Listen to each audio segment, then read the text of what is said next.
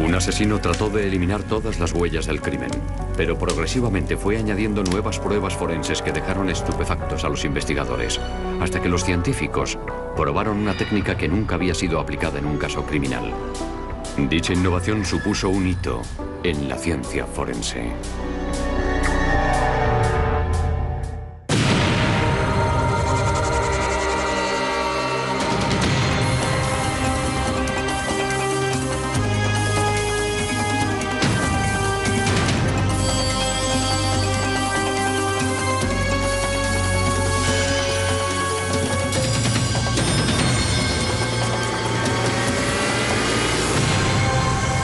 Crímenes imperfectos.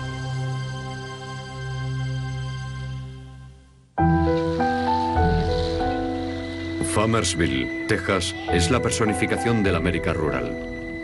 En otro tiempo fue conocida por su ingente producción de cebollas. Es un lugar donde los valores tradicionales siguen vigentes. Aún hay personas por aquí que te dicen: nosotros no echamos el cerrojo, estamos en Farmersville. Raquel Toleson, de 20 años de edad, nació y creció aquí. Y también aquí es donde decidió criar a su hija Avery, de solo 6 meses. Era una persona feliz. Tenía los problemas típicos de cualquier otro joven de su edad. Pero era una madre excepcional. Estaba muy entregada a su bebé. Raquel sufrió un proceso de divorcio nada agradable y vivía a solas con su hija cerca del centro del pueblo. A eso de las 7:30 de la mañana, en un cálido día primaveral de 2004, la madre de Raquel pasó a visitarla. Dentro, encontró a Avery sola en la cama. Sin embargo, vio que Raquel no estaba en casa. Empecé a llamarla Raquel, pero no contestaba. Decidí mirar en los armarios, debajo de la cama, pero no estaba allí. Había indicios de que algo había ocurrido. La cama había sido desplazada, el cabecero estaba inclinado hacia adelante y la mesita de noche separada de la pared. Sin embargo, el bolso y el coche de Raquel seguían allí. En el suelo de la cocina había una posible pista. Se trataba de la solicitud de divorcio de Raquel. Y sobre ella, la huella de un zapato, como si alguien la hubiera pisado al salir. Eso indicaba que alguien más que Raquel estuvo en la casa la noche de su desaparición. La madre de Raquel llamó a su ex yerno Andrew Toleson para ponerle al corriente de la situación. Le dije: Andrew, no encuentro a Raquel, no la veo por ninguna parte. Me contestó que en ese momento no podía abandonar su trabajo. La policía interrogó a todos los habitantes del pueblo que pudo y organizó una partida de búsqueda por todos los campos y pastizales posibles. La búsqueda fue intensa. La reacción fue inmediata en toda la zona. En quads, en coches todoterreno, a caballo, a pie. Fue una respuesta masiva. Durante 5 días, la búsqueda continuó sin encontrar rastro alguno de Raquel. Honestamente, creo que había mucha gente que no conocía muy bien a Raquel. Por eso pensaron: habrá decidido desaparecer voluntariamente. Yo la conocía bien. Jamás se le ocurriría abandonar a Avery. No la dejaría sola ni un segundo. Vamos, que ella era la razón de su existencia. La quería a raudales. Entonces, un hombre que paseaba por el campo a unos 15 kilómetros de la casa de Raquel descubrió los restos carbonizados de una joven. Una comparación dental confirmó que la víctima era Raquel Toleson. A unos 150 metros de donde hallaron el cuerpo había una hondonada, un descampado con trozos de tronco de árbol. Encontraron lo que parecían ser restos de una hoguera. Yo había pasado muchas horas junto a su madre. Ese día tuve que regresar e informarle de que habíamos encontrado el cadáver, pero que ella no podía verlo, no podía realizar la identificación de su hija, no podía abrazarla ni despedirse de ella. Fue muy duro. No sé, se me paró el corazón. Simplemente no podía creerlo. Necesitaba una confirmación. No sé, no sabría qué más decir. Las investigaciones fueron difíciles. El asesino había quemado el cadáver de Raquel para eliminar las posibles pistas. Pero la policía sabía por dónde empezar, interrogando a su ex marido, Andrew Tollefson.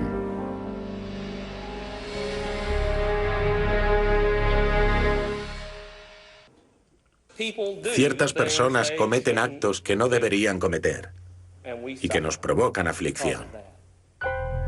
La mayor parte de los habitantes de Farmersville, Texas, acudieron al funeral de Raquel Tollefson celebrado en la iglesia baptista del pueblo. Fue difícil para ellos comprender cómo pudo ser raptada Raquel en su propia casa, en mitad de la noche, y que nadie se enterara. No había forasteros en Farmersville. Su casa estaba a 3 manzanas del cuartel de la policía y a 2 de la plaza del pueblo. No creo que los agentes tampoco pensaran que el criminal fuera un desconocido. Sin duda todos intuían que ella le conocería y que éste la raptó. Se conocerían entre sí. Por regla general y tratándose de una aldea, tenía que ser alguien perteneciente a su entorno social. No quiero decir que fuera un amigo íntimo, pero sí alguien que conociera a la víctima. La autopsia reveló que Raquel había sido violada, apuñalada y que su muerte había sido producida por estrangulamiento. Yo estaba horrorizada, pues además de madre soy también abuela. El hecho de que una persona le pueda hacer eso a otro ser humano me parece horripilante. Las circunstancias de este caso fueron horrendas. Se trataba de una joven madre, una víctima completamente inocente, que fue raptada en mitad de la noche, brutalmente violada, estrangulada hasta morir y apuñalada. Y encima su cuerpo fue llevado a un lugar apartado y arrojado como si fuera un desperdicio. Para los investigadores, la única persona con un móvil posible era de quien se había separado, Andrew. Principalmente porque él no quería el divorcio.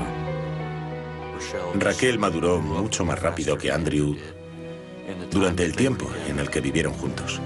Andrew, para allá.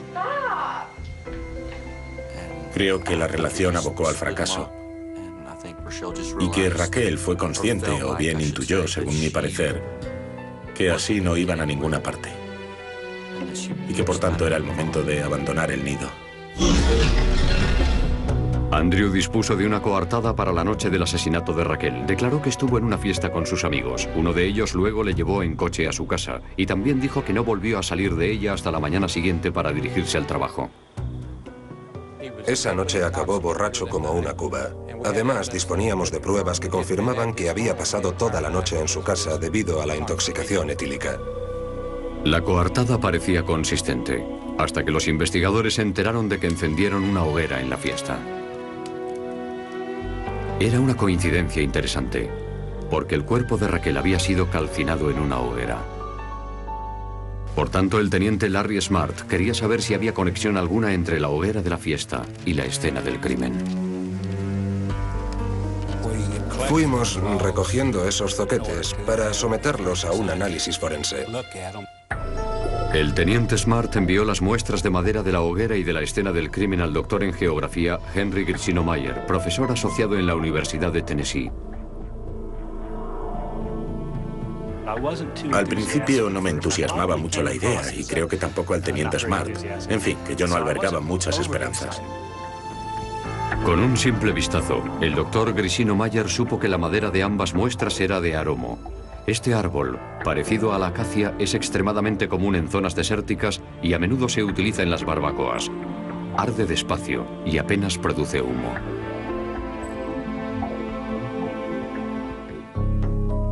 Pero prácticamente no había forma alguna de adivinar si ambas muestras de madera tenían el mismo origen. No tenían marcas de sierra peculiares y los anillos no aportaban ninguna información útil. Es un tipo de madera con pequeñas vetas por todos los anillos. En consecuencia, si lijamos la superficie, dichos anillos no quedan muy delimitados. Yo estaba bastante desanimado, sobre todo porque se trataba de una buena evidencia. Pero el doctor Grishino-Mayer se acordó de lo siguiente, de una nueva prueba sobre la cual había leído algo y que permitía identificar la huella química de la madera. La espectroscopia de plasma inducida por láser es realmente algo reciente, lleva muy poco en funcionamiento. Sin embargo, ahora es utilizada por el FBI, se usa en contraterrorismo y la experta en el tema es una tal doctora Martin. Envió las muestras de madera a la doctora Madhavi Martin del Laboratorio Nacional de Oak Ridge, Tennessee. Colocamos la madera debajo del haz de luz del láser y provocamos una chispa en la superficie de la muestra. Todos los elementos, hidrógeno, nitrógeno, oxígeno, carbono, aparecieron al instante. La chispa, conocida como nube de plasma, contiene todos los elementos químicos de la muestra. Y el espectrómetro consigue identificar todos esos componentes. La mayor parte de los elementos químicos son comunes, pero otros no. Estos en particular contenían titanio, lo cual me dejó anonadada. Vimos titanio en abundancia en todo el espectro cromático. El titanio no es un componente natural de la madera. Esto sugería que su árbol originario crecía cerca de una zona industrial, donde el titanio contaminaba las aguas subterráneas. 11 troncos fueron analizados, 8 pertenecientes a la escena del crimen y otros 3 de la hoguera. Todos tenían los mismos componentes químicos e idénticos niveles de titanio. Fuimos capaces de establecer que las dos muestras de madera coincidían en un 99,99% en su composición. Ambas procedían del mismo conjunto de árboles, si es que no eran del mismo ejemplar. Esto fue una primicia para la ciencia forense. Nunca antes dos muestras de madera diferentes que tenían que ver con un mismo crimen habían resultado tener la misma huella química. En un 99,99%, es asombroso. Me quedé pasmado. Si alguien hubiera venido y nos hubiera dicho que tenían una certeza del 90% de que la madera procedía del mismo árbol o del mismo bosque, ya de por sí nos hubiéramos quedado impresionados. Dado que la madera de la hoguera era la misma que la utilizada para quemar el cadáver de Raquel, esto suponía ser una prueba casual y a la vez excepcional, que apuntaba a Andrew Tollison como el asesino. O tal vez no. Raquel Tollison fue raptada en su casa, supuestamente por alguien a quien ella conocía, y su cuerpo calcinado fue encontrado en un apartado bosque. El exmarido de Raquel, Andrew, estaba en la fiesta de la hoguera la noche que Raquel fue raptada. Y la madera empleada coincidía con la utilizada para carbonizar el cuerpo de ella en un 99,9%. Esta prueba era una posible conexión entre Andrew Tollison y la escena del crimen de su ex esposa. Cada vez que se produce una desaparición, y especialmente cuando hay un divorcio de por medio, el marido o todos los que tengan que ver con él se convierten en sospechosos del caso. Pero esta conclusión es precipitada. Los presentes en la fiesta dijeron a los investigadores que Andrew Tollison no tenía nada que ver con la hoguera. Fue otra persona la que trajo la leña de Aromo al lugar. Se trataba de Moisés Mendoza, de 21 años, quien trabajaba reparando aparatos de aire acondicionado, conocido tanto de Raquel como de Andrew. Fueron al colegio juntos. Para que lo comprobaran, les enseñé fotos tanto de los primeros como de los últimos años de primaria. Y por extraño que parezca, él siempre coincidió con ella en alguna de sus clases. Cuando Raquel y Andrew se separaron, amigos de ambos declararon que Mendoza les había dicho que estaba muy interesado en salir con ella. Quizás Moisés quería ser un amigo mucho más especial respecto a lo que Raquel quería ser. No hay pruebas que atestiguen que ambos salieran juntos, pero al tener amigos comunes, se vieron a menudo en fiestas o en otras reuniones sociales. Todo parecía pura inocencia hasta que la policía indagó en el pasado de Mendoza. Moisés Mendoza tenía una gran cantidad de antecedentes policiales. Había cometido 2 robos con agravantes y además había intentado secuestrar a varias jóvenes de Dallas, todos con resultados infructuosos. Mendoza estaba en libertad bajo fianza por uno de estos delitos cuando Raquel desapareció. En un registro de su casa se encontraron un par de botas. Estaban manchadas de hollín y olían a gasolina. Para ver si la huella de estas botas coincidía con la dejada en casa de Raquel, los investigadores las enviaron a un analista forense, Michael Villarreal. Realizó impresiones de las suelas e hizo una comparación visual con parte de la huella encontrada en casa de Raquel. Una vez que vi que había similitudes en el tamaño, forma y diseño, eché un vistazo más minucioso a otras características más específicas. Entonces pude comprobar que dichas particularidades de una de las suelas coincidían con las de la parte de la huella encontrada. Las características accidentales son resultado de cómo uno ande con el calzado. Estas son únicas en cada par de zapatos. En este caso, la huella dejada en el acta de divorcio era asombrosamente clara, perfecta para someterla a una comparación. El dibujo del talón de la bota izquierda no dejaba lugar a dudas. Me fue posible determinar que una de las botas en cuestión correspondía con la huella parcialmente dejada en el papel. Lo que averiguaron es que encajaba a la perfección. La policía también analizó unos pantalones vaqueros cubiertos de tizne. Debajo del hollín había diminutas manchas de sangre. El perfil genético de la sangre correspondía con el de Raquel Toleson. Los investigadores de homicidios informaron a Mendoza de los resultados de las pruebas forenses. Era como si no le importara. Estaba completamente ajeno a la situación. No mostraba remordimientos. Era una persona muy fría. No me lo creía. Me desperté al día siguiente y me dije, tío, tiene que haber sido un sueño. Estaba tan muerto de miedo que no quería asumir la realidad. Pero no, había sido real. Yo fui el autor.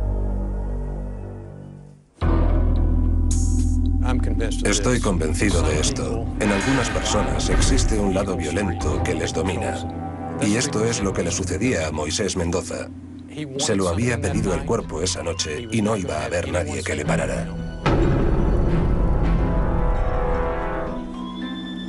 Según la acusación, la noche del crimen Moisés Mendoza acudió a la fiesta y trajo consigo algo de leña para encender una hoguera.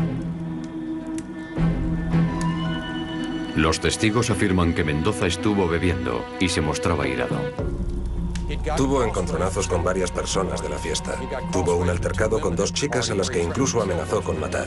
Les dijo que les cortaría la cabeza. Estuvo profiriendo toda clase de amenazas.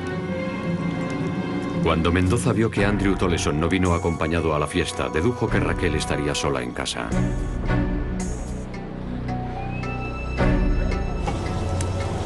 Dejó la fiesta a eso de las 2 de la mañana y las pruebas sugieren que se dirigió en coche a casa de Raquel. Hola, Raquel. Hola, Moisés. ¿Qué te trae aquí a estas horas? No está muy claro qué excusa le dio para poder entrar, pero las pruebas indican que se produjo un forcejeo. La petición de divorcio de Raquel cayó al suelo, pisándola Mendoza con su pie izquierdo, prueba fehaciente de que él estuvo allí. Dónde llevó a Raquel a continuación permanece incierto, pero las pruebas forenses dan a entender que la violó, la apuñaló y luego la estranguló hasta morir. Se encontró sangre en los vaqueros de Mendoza que coincidía con el ADN de Raquel. A continuación, echó mano de madera de aromo para prender una hoguera en un apartado bosque, en un intento por eliminar todas las pruebas del asesinato. Mientras trataba de deshacerse de algunas pruebas forenses, involuntariamente él estaba generando otras, que sirvieron para establecer una conexión entre Mendoza y la escena del crimen. Los forenses lo identificaron con el mismo árbol, no con los árboles de una zona o de una misma especie, sino con un único árbol. Estos son los resultados a los que estamos acostumbrados en análisis de ADN en humanos, pero no en árboles o vegetales. 3 meses después de la muerte de Raquel, Mendoza fue juzgado y declarado culpable de asesinato en primer grado. Fue sentenciado a la pena capital.